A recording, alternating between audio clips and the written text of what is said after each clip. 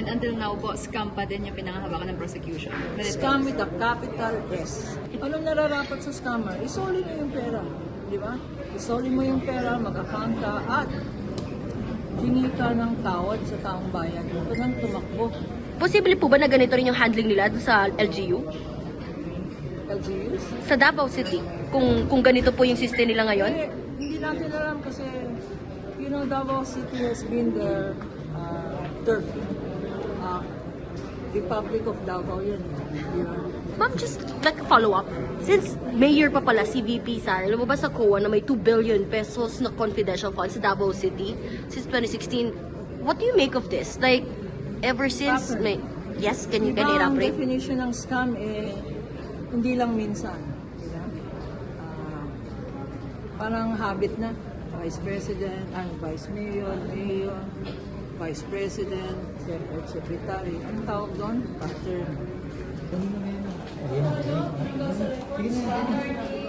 There is strong way to add the... Scam!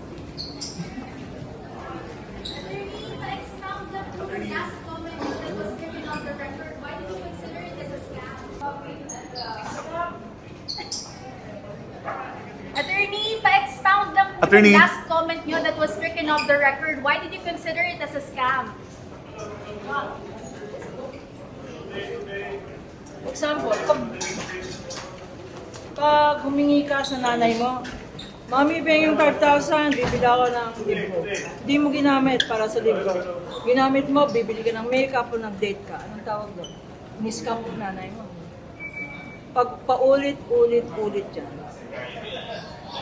at hindi mo ginamit, ang pera na sinabi mong gagamitin, ang tawag doon, scam.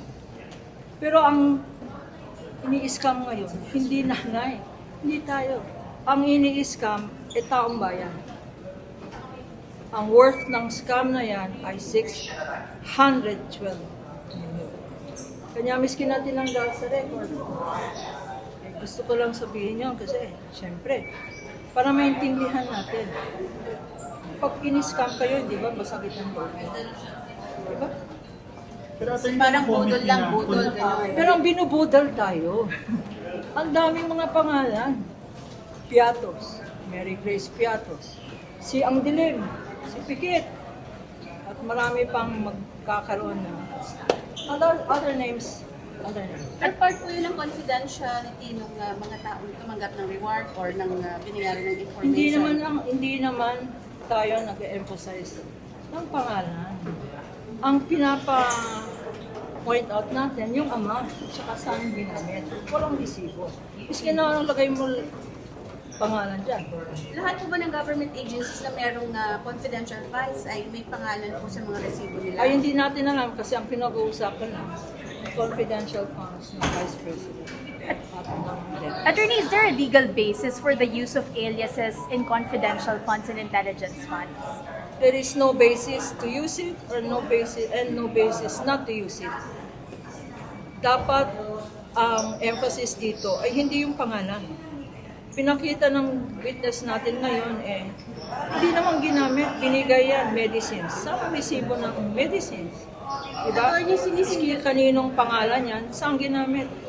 Ano ang ebidensya na ginamit sa medicines? Ano ang ebidensya na ginamit sa supplies? Ano ang ebidensya na ginamit sa safe house?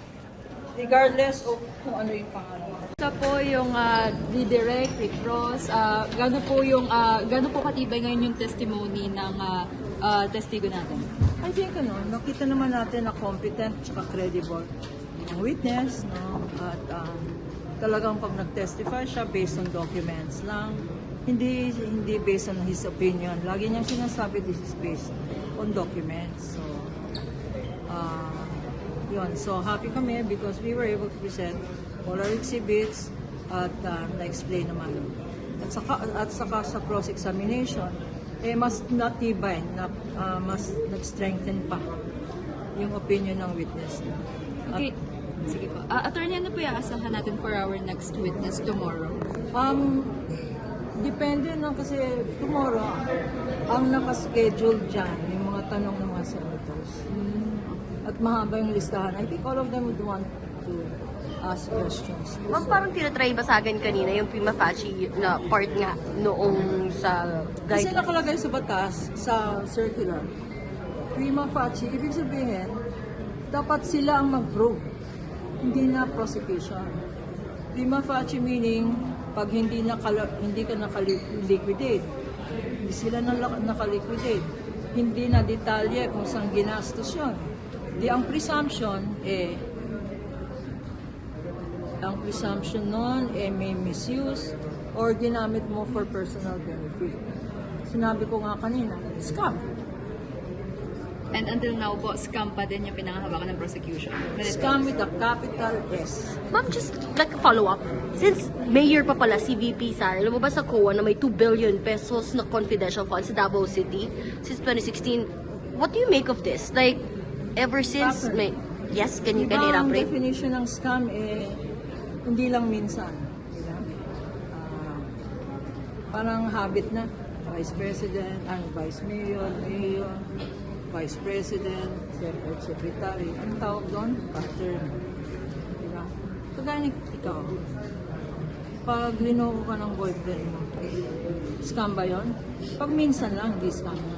Pero pag ganun lang, ganun. Scammer na yun. Hiwalayan mo na yung boyfriend. Wala nga boyfriend. Ma'am, pero kapag paulit, I mean, if meron po nakikita natin ngayon, no, yung 500 million pesos, may ganitong pattern na po, kumbaga, nung Isoli handling. niya. Anong nararapat sa scammer? Isoli mo yung pera.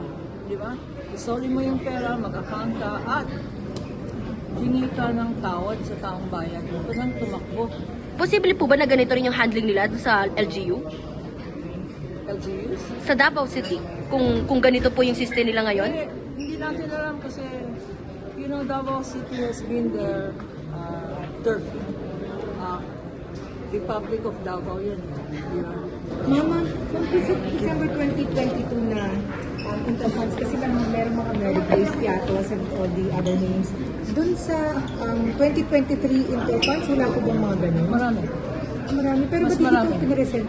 Because this witness, hanggang first quarter lang, di ba? Sabi niya, naglipat na siya ng office. So the other names will come out with tomorrow's witness.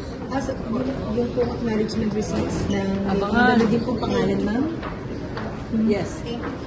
Thank you so much. Thank you, attorney.